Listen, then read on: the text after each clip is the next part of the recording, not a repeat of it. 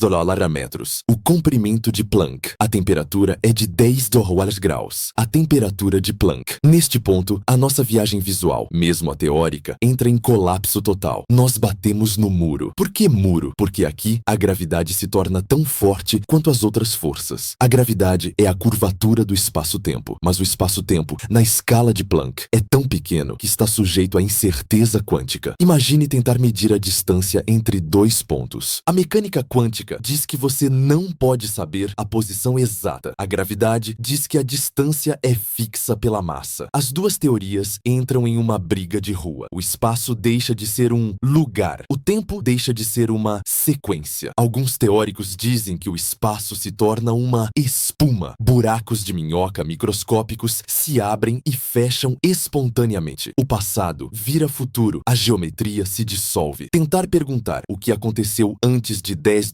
segundos, usando a física convencional, é como perguntar qual a cor do número 7. A pergunta não se aplica à categoria. A informação que existia antes, se é que existia, foi triturada, mastigada e cuspida por essa espuma quântica. O antes está escondido não por uma neblina de elétrons, mas por uma neblina de causalidade quebrada. Então, é aqui que termina a nossa jornada? Diante do muro de Planck, admitindo a derrota, a ciência impossível diz que sim, diz que o Big Bang é uma singularidade impenetrável e que o tempo começa aqui. Mas o título deste vídeo é sobre escalar esse muro. Se o espaço-tempo clássico quebra aqui, talvez precisemos de um novo tipo de espaço-tempo. Talvez precisemos de mais dimensões. Talvez a razão pela qual não conseguimos ver o antes é porque estamos olhando apenas para o nosso universo, para a nossa pequena bolha 3D. E se o muro de Planck não for o fim da estrada, mas apenas a fronteira da nossa ilha? Para ver além do nevoeiro, precisamos de uma teoria que funcione no calor infinito. Precisamos de uma teoria que não tenha medo de singularidades. Essa teoria existe. Ela ainda é um bebê, ainda está sendo desenvolvida nas lousas de Princeton e Harvard, mas ela nos dá uma esperança. Ela se chama inflação cósmica e, mais profundamente, teoria das cordas. Na próxima sessão, vamos pegar essa picareta matemática e tentar quebrar o muro de Planck. Vamos descobrir que o Bang pode não ter sido o começo de tudo, mas apenas o momento em que a dinamite inflacionária explodiu. E se o universo já existia antes, em um estado de expansão frenética e fria? E se o nosso Big Bang foi apenas um evento local em um multiverso muito maior? A física clássica nos vendou os olhos com o nevoeiro. A física quântica moderna está prestes a nos dar uma visão de raio-x. Preparem-se. O rebobinar parou, mas a nossa imaginação está apenas começando a acelerar. Vamos entrar na era da inflação. Estamos agora parados na beira do precipício final. Deixamos para trás a segurança das galáxias espirais. Atravessamos a neblina opaca do plasma primordial e nadamos contra a correnteza furiosa da era da unificação das forças. O nosso relógio cósmico começou contando bilhões de anos. Agora marca um tempo tão infinitesimal que a linguagem humana mal consegue descrevê-lo. Estamos diante do muro de Planck. O que vemos aqui não é escuridão, nem luz, nem matéria como a conhecemos. O que vemos aqui é o fim da linha para a intuição, para a lógica e o mais aterrorizante de tudo, para as leis da física que sustentaram nossa civilização por séculos. Muitas pessoas pensam que a ciência é um edifício sólido, construído tijolo por tijolo, indestrutível. Mas eu estou aqui para lhes contar um segredo que mantemos nos corredores dos departamentos de física teórica. A nossa ciência tem um ponto de ruptura e nós estamos olhando para ele agora. Neste momento preciso, neste intervalo de tempo inimaginavelmente curto, após o nascimento do cosmos, a física clássica, a física de Isaac Newton e de de Albert Einstein não apenas falha, ela comete suicídio, ela se autodestrói. As equações matemáticas que usamos para calcular a órbita dos planetas ou a curvatura da luz ao redor de um buraco negro começam a cuspir resultados que não fazem sentido. Elas nos dão infinitos. Na matemática, encontrar um infinito não é um triunfo, é um desastre. É a maneira da natureza dizer: você não sabe do que está falando, sua teoria está errada. Para entender por que isso acontece,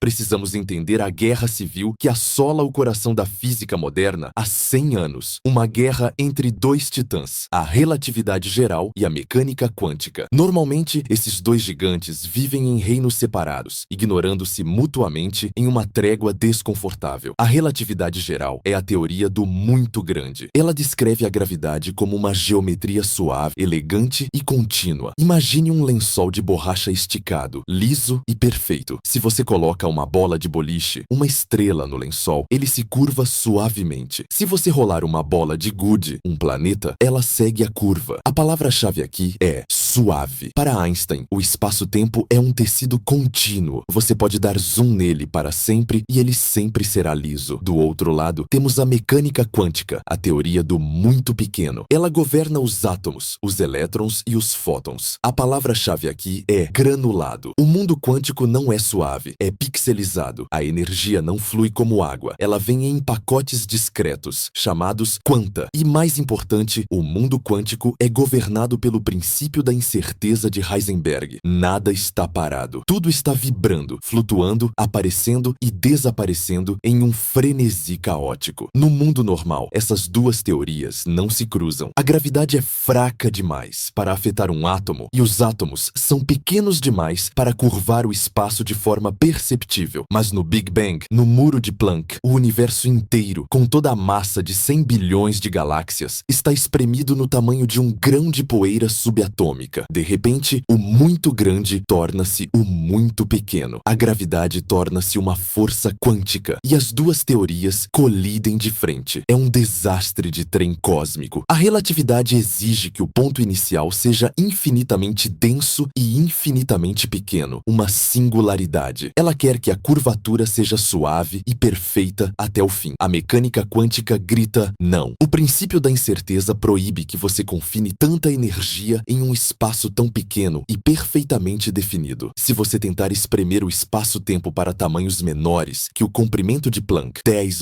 metros, a incerteza se torna tão violenta que o próprio espaço começa a tremer. Imagine que você está olhando para o oceano de um avião a 10 mil metros de altura. A superfície parece azul, lisa e serena. Isso é a relatividade geral. Agora, desça de paraquedas. Quando você chega perto da água, vê ondas gigantes. A superfície não é lisa, é turbulenta. Agora pegue uma lupa e olhe para sua espuma das ondas em nível molecular. Você vê moléculas de água colidindo violentamente, ligações de hidrogênio se quebrando e se formando. Isso é o muro de Planck. O tecido do espaço-tempo, que parecia liso de longe, revela-se nessa escala como uma espuma quântica. Este termo foi cunhado pelo físico John Wheeler. Ele percebeu que, na escala de Planck, a geometria não é fixa. O espaço não é um palco vazio onde as coisas acontecem. O espaço está acontecendo. Bolhas de espaço surgem do nada e desaparecem. Buracos de minhoca microscópicos se abrem, conectando o aqui com o ali, o agora com o ontem, e depois colapsam instantaneamente. A topologia do universo se torna uma bagunça fervilhante. Não há esquerda ou direita, cima ou baixo definidos, porque a régua que você usa para medir está mudando de tamanho erraticamente. E o mais perturbador, o tempo perde seu significado. O tempo é uma sequência de eventos. A causa B, que causa C. O ovo quebra, depois a omelete é feita. Mas na espuma de Planck, devido às flutuações de energia extremas, causa e efeito podem se inverter. O futuro pode influenciar o passado em escalas microscópicas. Se o tempo não é mais uma flecha reta, mas um emaranhado de nós e loops, então a palavra antes perde totalmente o sentido. Perguntar o que havia antes do Big Bang, neste contexto, é como perguntar que horas são. ilusão, dentro de um sonho onde os relógios derretem. A pergunta pressupõe uma estrutura, o tempo linear, que simplesmente não existe mais. Aqui, a física comete suicídio porque perde sua capacidade preditiva. Se eu jogar uma bola de beisebol, as leis de Newton me dizem onde ela vai cair. Eu posso prever o futuro da bola. Se eu olhar para o universo no muro de Planck, eu não posso prever nada. A probabilidade reina suprema, mas não é a probabilidade ordenada da função de onda de Schrödinger. É uma probabilidade caótica, onde a própria arena do jogo está se desfazendo. Nós chamamos esse ponto de singularidade, mas esse é apenas um nome chique para não sabemos. Uma singularidade é um lugar onde as leis da física resultam em divisão por zero. Imagine uma calculadora. Se você dividir 1 por zero, ela dá erro. O Big Bang, segundo a relatividade geral clássica, é o erro na calculadora de Deus. É o ponto onde a densidade é infinita, a temperatura é infinita e a curvatura é infinita. Mas na natureza, infinitos não existem. Você não pode ter uma energia infinita. Isso nos diz que a nossa teoria está errada. O muro de Planck não é o fim da realidade. É o fim da nossa capacidade de descrevê-la com as ferramentas do século XX. É como tentar ler um arquivo digital moderno em um computador de 1950. O computador trava, não porque o arquivo não existe, mas porque o sistema operacional é primitivo demais para processá-lo. O que isso significa para a nossa busca pelo antes? Significa que a barreira não é apenas neblina, é ontológica. A própria substância da realidade, o espaço-tempo, deixa de ser fundamental. Muitos físicos hoje, inclusive eu, acreditam que o espaço e o tempo não são conceitos primários. Eles são emergentes. Pense na temperatura. Você pode sentir calor ou frio, mas um único átomo não tem temperatura. A temperatura surge apenas quando você tem milhões de átomos colidindo. É uma propriedade estatística. Da mesma forma, o tempo pode não existir na escala de Planck. O tempo pode ser algo que emerge apenas quando o universo esfria e se expande, como cristais de gelo se formando na água. Se isso for verdade, então antes do Big Bang é uma frase que descreve um estado onde o conceito de antes ainda não tinha cristalizado. É como perguntar qual a textura da água líquida a 200 graus negativos. Ela não é líquida. A propriedade não se aplica, mas vamos aprofundar o terror do muro de Planck. Vamos falar sobre a energia. Isso significa que, quanto menor o intervalo de tempo que você analisa, maior é a flutuação de energia que pode ocorrer espontaneamente. No tempo de Planck, a incerteza da energia é colossal. Isso permite que partículas virtuais surjam do vácuo com massas gigantescas. Buracos negros virtuais podem aparecer e desaparecer num piscar de olhos. O vácuo, nesse momento, não é vazio. É a substância mais densa e energética possível. Alguns cálculos sugerem que a densidade de energia do vácuo no muro de Planck é de 10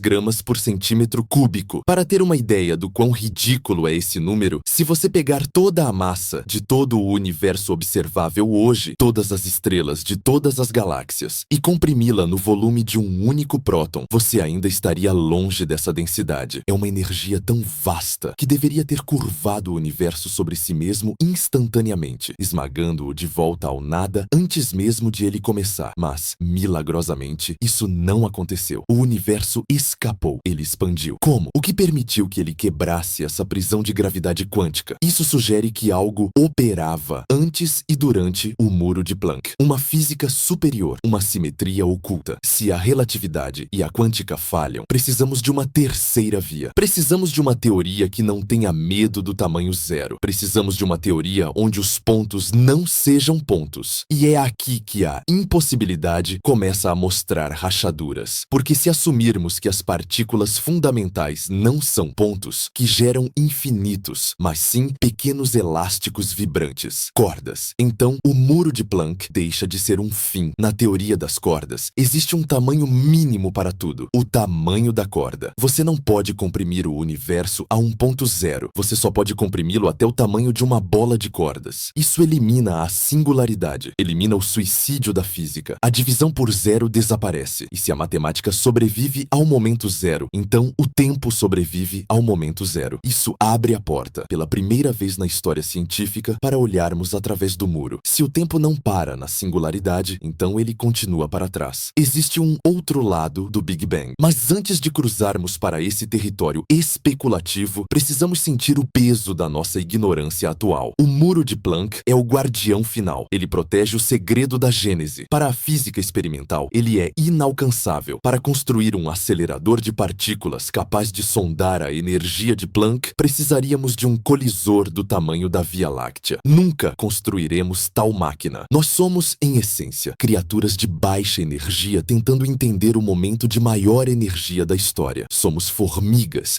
tentando entender um vulcão em erupção, caminhando sobre a lava fria milhões de anos depois. Tudo o que temos são fósseis. A radiação de fundo é um fóssil. A distribuição das galáxias é um fóssil. Nós tentamos reconstruir o dinossauro, o Big Bang, a partir desses ossos. Mas o muro de Planck é o momento em que o dinossauro estava vivo. É frustrante, é humilhante, mas é também o maior desafio intelectual que já enfrentamos. O fato de sabermos que esse muro existe já é um triunfo. Isaac Newton não sabia que havia um limite. Para ele, o tempo era infinito e absoluto. Einstein nos levou até a borda, mas não conseguiu nos fazer pular. Agora, cabe a nós. Cabe à nova geração de físicos. A questão, onde a física comete suicídio, deve ser refraseada. Não é onde a física morre, é onde a velha física morre para dar lugar a uma nova física. O muro de Planck não é uma parede de tijolos, é um casulo. Dentro desse casulo de caos quântico e gravidade infinita, o nosso universo foi gestado. Mas o que colocou o ovo? O que fertilizou esse casulo? Para responder a isso, precisamos de uma força que seja capaz de pegar esse caos microscópico e explodi-lo para o tamanho macroscópico que vemos hoje. Precisamos de uma força repulsiva, uma antigravidade. Precisamos falar sobre a inflação. Na próxima sessão, vamos ver como um jovem físico chamado Alan Guth, frustrado com problemas matemáticos em seu dormitório, descobriu acidentalmente o dinamite do Big Bang. Vamos ver como a inflação cósmica pega a espuma de Planck e a estica mais rápido que a luz, transformando flutuações quânticas em galáxias. E vamos ver como essa teoria sugere, de forma perturbadora, que a inflação nunca para. Que o nosso Big Bang não foi um evento único, mas apenas um pequeno estalo em um fogo de artifício eterno. O muro de Planck pode ser intransponível para nós, mas a inflação nos diz que há muito mais espaço além dele. Preparem-se, passamos pelo caos. Agora vamos para a expansão exponencial. Vamos descobrir o multiverso inflacionário. A morte da física clássica é apenas o parto da cosmologia quântica. Deixamos o muro de Planck para trás, aquele local de caos quântico onde o tempo e o espaço se desfazem em uma espuma sem sentido. Vimos que a física clássica morre ali, mas a ciência é uma fênix. Quando uma teoria morre, outra renasce das cinzas, mais forte e mais abrangente. Para escalar o muro e ver o que havia antes, precisamos entender uma falha fundamental na própria teoria do Big Bang original. A maioria das pessoas não sabe disso, mas o modelo clássico do Big Bang tem um segredo sujo. Ele tem um buraco enorme no meio. A teoria do Big Bang, proposta por padres e matemáticos no século XX, é excelente para descrever o que aconteceu depois da explosão. Ela nos diz como o universo esfriou, como os átomos se formaram, como as galáxias se aglomeraram. Mas ela não diz absolutamente nada sobre o Bang em si. Ela não explica o que explodiu. Ela não explica por que explodiu. E, o mais perturbador de tudo, ela não explica por que o universo é tão estranhamente perfeito. Vamos olhar para o céu noturno. Se você apontar um radiotelescópio para a esquerda, você detecta a temperatura do fundo cósmico, 2,7 graus Kelvin. Se você apontar para a direita, para o lado oposto do universo, você detecta a mesma temperatura, 2,7 graus Kelvin, com uma precisão de uma parte em 100.000. O universo é uniforme, ele é liso, é a mesma temperatura em todos os lugares. Isso deveria ser impossível. Pense em uma xícara de café. Se você colocar café quente de um lado e leite frio do outro, leva tempo para eles se misturarem e ficarem mornos. As moléculas têm que colidir, trocar calor. Elas precisam se comunicar. No universo primitivo, a luz não teve tempo de viajar de um lado para o outro para equalizar a temperatura. O universo é grande demais e jovem demais. Um lado do cosmos não sabe que o outro lado existe. Eles estão além do horizonte um do outro. Então, como é possível que eles tenham exatamente a mesma temperatura? Como o café cósmico se misturou mais rápido que a velocidade da luz? Esse é o problema do horizonte, e ele tirava o sono dos cosmólogos na década de 1970. Era um paradoxo que sugeria que a nossa teoria do início estava errada ou incompleta. Foi preciso um jovem físico chamado Alan Guth, trabalhando tarde da noite em seu dormitório em 1979, para tropeçar na resposta que mudaria a história da humanidade. Guth não estava tentando resolver o Big Bang. Ele estava preocupado com monópolos magnéticos, defeitos estranhos no espaço-tempo. Mas ao brincar com as equações dos campos de energia unificados, ele descobriu algo aterrorizante. Ele descobriu a antigravidade. Para entender isso, precisamos falar sobre o vácuo. Na física de Newton, o vácuo é o nada. É chato, é vazio. Na física moderna, o vácuo é um estado de energia. E existem dois tipos de vácuo: o vácuo verdadeiro e o falso vácuo. Imagine uma bola rolando por uma montanha. Se ela parar em um vale lá embaixo, ela está estável. Isso é o vácuo verdadeiro. É onde estamos hoje. Mas e se a bola ficar presa em um pequeno buraco no meio da montanha, lá no alto? Ela parece estável, mas tem muita energia potencial gravitacional armazenada, pronta para cair se for empurrada. Isso é o falso vácuo. Guth percebeu que nos primeiros momentos do universo, logo após o muro de Planck, o cosmos estava preso nesse estado de falso vácuo. As forças da natureza, a força forte, fraca e eletromagnética, estavam unificadas em uma superforça, mas o universo estava esfriando. E quando as coisas esfriam, elas mudam de fase. Pense na água. Quando a água esfria abaixo de zero, ela quer virar gelo. Ela quer liberar energia, calor latente e mudar de estrutura. Mas às vezes, se a água for muito pura, você pode esfriá-la abaixo de zero e ela continua líquida. Isso se chama superresfriamento. É um estado instável. Se você der um peteleco no copo, a água congela instantaneamente, explodindo em cristais de gelo. Guth descobriu que o universo superresfriou. Ele ficou preso no falso vácuo por uma fração de segundo. E esse estado tem uma propriedade bizarra. Ele gera uma pressão negativa colossal. Na relatividade geral de Einstein, pressão negativa cria gravidade repulsiva. Não é a gravidade que atrai, que puxa as coisas para o chão. É uma gravidade que empurra, que explode o espaço para fora. E essa força era inimaginavelmente poderosa. Ela pegou aquele pequeno grão de espaço-tempo menor que um próton que saiu do caos de Planck e o esticou, mas não o esticou um pouquinho. Ela o inflou. Em uma fração de segundo, entre 10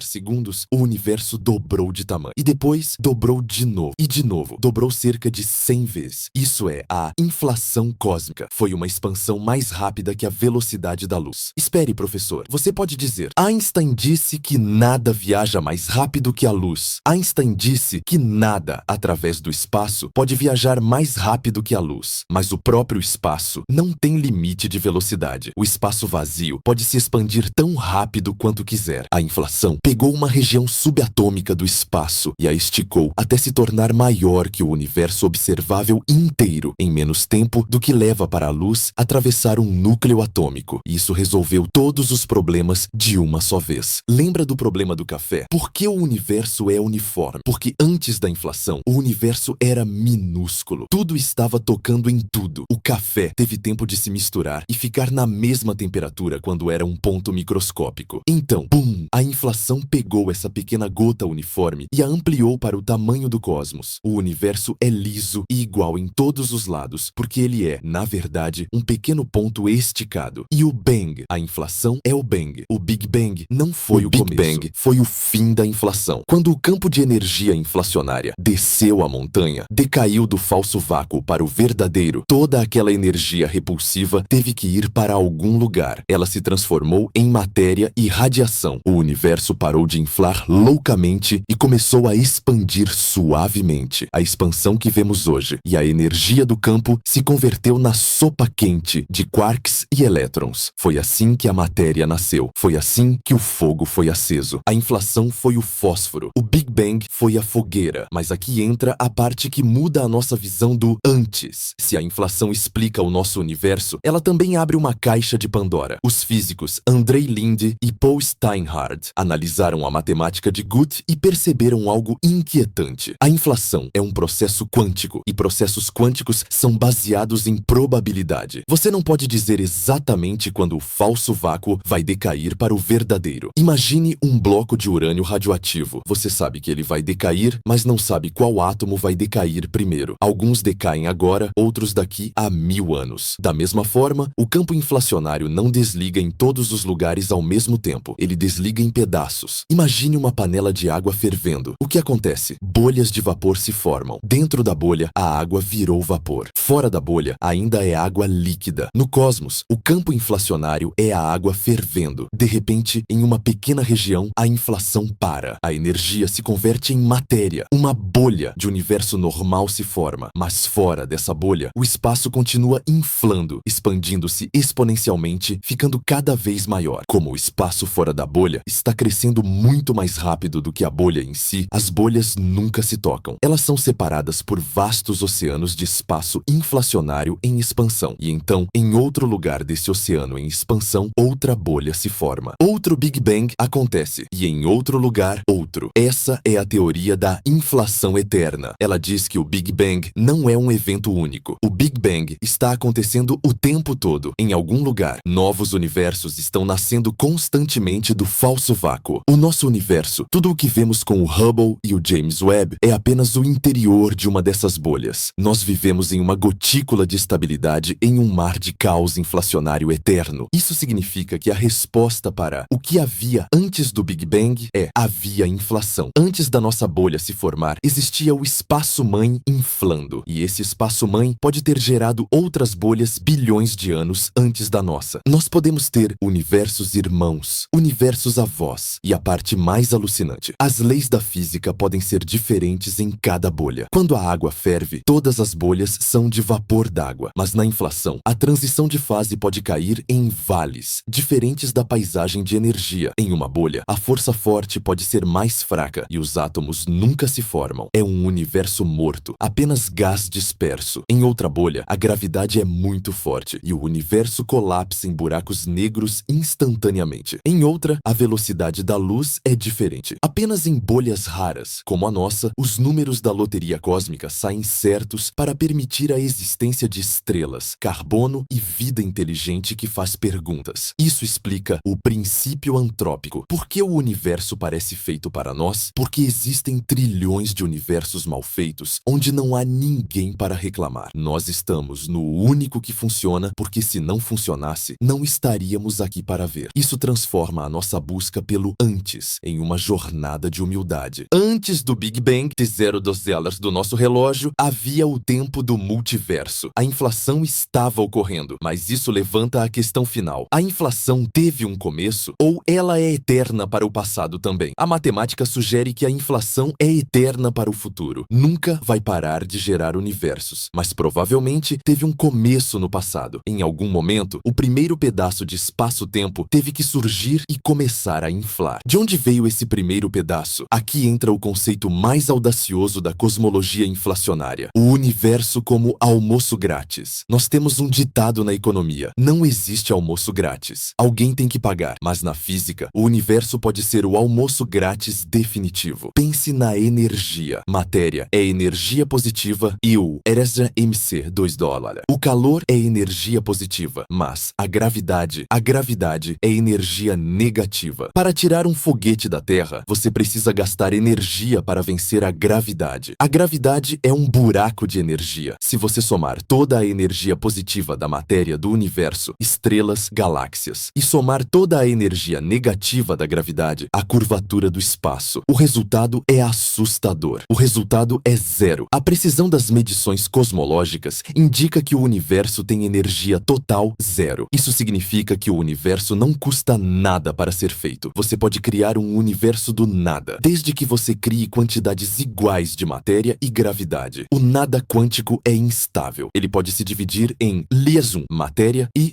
gravidade. A inflação é o mecanismo que realiza essa mágica. Ela pega uma flutuação quântica microscópica de energia zero e a bombeia, criando vastas quantidades de matéria e vastas quantidades de gravidade simultaneamente, mantendo o total em zero. Portanto, o que havia antes pode ser literalmente o nada, mas não um nada vazio e estático, um nada quântico, cheio de potencial, onde a probabilidade de um universo surgir é maior que zero. Isso nos leva a uma visão verdadeira vertiginosa. Nós não somos o centro da criação. Nós somos habitantes de uma bolha flutuante, uma entre infinitas, nascida de um mecanismo de inflação que talvez nunca pare. Se pudéssemos sair do nosso universo, viajar além do horizonte cósmico, além de onde a luz nos alcança, talvez víssemos a borda da nossa bolha. E do outro lado, o espaço inflacionário, expandindo-se a velocidades incompreensíveis, separando-nos para sempre dos nossos vizinhos. É uma visão de solidão, mas também de grandeza. Nós somos uma possibilidade realizada em um oceano de tentativas. Mas a teoria da inflação eterna, embora seja a favorita da maioria dos cosmólogos hoje, não é a única explicação para o antes. Ela tem seus críticos. O próprio Paul Steinhardt, um dos pais da inflação, hoje a ataca. Ele diz que o multiverso é uma desculpa, não uma ciência, porque se tudo é possível em alguma bolha, então a teoria não prevê nada específico. Existe uma alternativa, uma teoria que usa as dimensões extras que discutimos no vídeo anterior, uma teoria que diz que o Big Bang não foi o início da bolha, mas sim uma colisão, uma batida de carros cósmica. Na próxima sessão, vamos explorar a cosmologia de Branas e o modelo cíclico. Vamos ver a ideia de que o nosso universo é uma membrana 3D flutuando em um espaço 4D e que de tempos em tempos ela colide com outra membrana. O Big Bang seria o momento do impacto. Essa teoria tem uma implicação profunda. Se foi uma colisão, então os dois universos já existiam antes de baterem. O tempo existia antes. O espaço existia antes. E talvez a colisão vá acontecer de novo. O universo pode ser eterno, morrendo e renascendo em ciclos de fogo a cada trilhão de anos. Preparem-se. Vamos sair das bolhas inflacionárias e entrar no mundo das colisões hiperdimensionais. O antes pode ser apenas o ciclo anterior de uma respiração cósmica sem fim. Até agora, em nossa jornada para escalar o muro de Planck, nós depositamos nossas esperanças na teoria da inflação. Vimos como a ideia de bolhas estourando em um oceano de energia eterna nos dá um multiverso fascinante e explica por que nosso cosmos é tão uniforme. Para a grande maioria dos físicos, a inflação é a menina dos olhos. Ela funciona, ela resolve os problemas, mas na ciência, o consenso é perigoso. Quando todos concordam, é o momento perfeito para alguém levantar a mão e dizer: e se estivermos todos errados? E é exatamente isso que alguns dos gigantes da física moderna estão fazendo. Paul Steinhardt, da Universidade de Princeton, um dos pais fundadores da própria teoria da inflação, e Neil Turok, de Cambridge, olharam para a complexidade do multiverso inflacionário e disseram: isso é uma bagunça. Um universo que cria infinitas possibilidades aleatórias não explica nada, porque se tudo é possível, nada é previsível. Eles buscaram uma alternativa. Eles buscaram uma resposta para o antes, que não dependesse de acasos quânticos. Eles encontraram a resposta não na expansão de bolhas, mas na colisão de mundos. Eles nos levaram para a fronteira mais selvagem da física teórica, a teoria M. Para entender isso, precisamos dar um upgrade na nossa visão dimensional. Na teoria das cordas clássica, falamos de 10 dimensões, mas na década de 1990, descobrimos que essas diferentes versões da teoria das cordas eram apenas janelas diferentes para uma teoria maior, uma teoria mestre de 11 dimensões. Edward Witten, o gênio por trás dessa unificação, chamou-a de teoria M. Ninguém sabe ao certo o que o M significa. Mágica, mistério, mãe de todas as teorias, mas a característica mais importante da teoria M é que ela permite a existência de objetos maiores que cordas. Ela permite a existência de membranas. Imagine uma corda de violino. É um objeto de uma dimensão, comprimento. Agora imagine que você pega essa corda e a achata. Ela vira uma folha, um objeto de 2 dimensões. Na física, chamamos isso de brana, uma abreviação de membrana. Uma brana pode ser gigantesca, ela pode ser infinita. E aqui está a revelação chocante. O nosso universo inteiro, tudo o que vemos, todas as galáxias, até onde o Hubble alcança, pode ser apenas uma dessas membranas flutuando em um espaço de dimensão superior. Pense no nosso universo como uma folha de papel flutuando no ar. Nós somos como moscas presas no papel pega-mosca. Nós podemos andar para a frente, para trás e para os lados na superfície do papel, mas não podemos sair do papel. Não podemos voar para o ar ao redor. Nós chamamos esse espaço vazio ao redor da brana de o bulk, o volume. O bulk é o hiperespaço de 11 dimensões. Agora a pergunta crucial: estamos sozinhos no bulk? A teoria M diz que não há razão para haver apenas uma folha de papel, espacial. Podem haver outras. Pode haver outra membrana flutuando a apenas 1 milímetro de distância da nossa na quarta dimensão espacial. 1 milímetro. Isso significa que agora mesmo, enquanto você assiste a este vídeo, pode haver outro universo literalmente na ponta do seu nariz. Mas você não pode tocá-lo. Você não pode vê-lo. Por quê? Porque a luz, fótons, é uma corda aberta. As pontas da corda estão coladas na nossa membrana. A luz não pode sair da nossa folha e viajar pelo bulk. Nós somos invisíveis para eles e eles são invisíveis para nós. Podemos estar gritando e eles nunca nos ouvirão, mas existe uma força que, como a teoria das cordas prevê, é feita de cordas fechadas, anéis. Essa força é a gravidade. O graviton não tem pontas presas. Ele é livre para vagar pelo bulk. Isso significa que a gravidade pode vazar de um universo para o outro. Isso poderia explicar o mistério da matéria escura. Vemos que as galáxias giram rápido demais, como se houvesse uma massa invisível puxando-as. Talvez não seja massa invisível no nosso universo. Talvez seja a gravidade de estrelas e galáxias no universo vizinho, atravessando o pequeno vão do hiperespaço e puxando a nossa matéria. Estamos sentindo o peso fantasma de um mundo paralelo. Mas onde entra o Big Bang nessa história? Se essas membranas estão flutuando no bulk, elas não estão necessariamente paradas. Elas podem se mover. Elas podem ondular como lençóis ao vento. E, inevitavelmente, como dois lençóis pendurados num varal durante uma tempestade, elas podem se tocar. Steinhardt e Turok propuseram que o Big Bang não foi o início do espaço e do tempo. O Big Bang foi o momento da colisão. Imagine dois universos gigantescos, duas panquecas cósmicas paralelas, aproximando-se lentamente uma da outra através da quinta dimensão. Elas aceleram, a atração mútua aumenta e então, smash, elas colidem. Mas não é uma colisão de carros em um ponto, é uma colisão em toda a extensão da membrana simultaneamente. A energia cinética desse movimento colossal tem que ir para algum lugar. Quando você bate as mãos uma na outra, a energia do movimento vira som e calor. Suas mãos esquentam. Quando dois universos colidem, a energia cinética do impacto é convertida instantaneamente em uma temperatura de trilhões de graus. A energia preenche as membranas. Quarks, elétrons e fótons são criados do nada pela pura força do impacto. Para um observador dentro da membrana,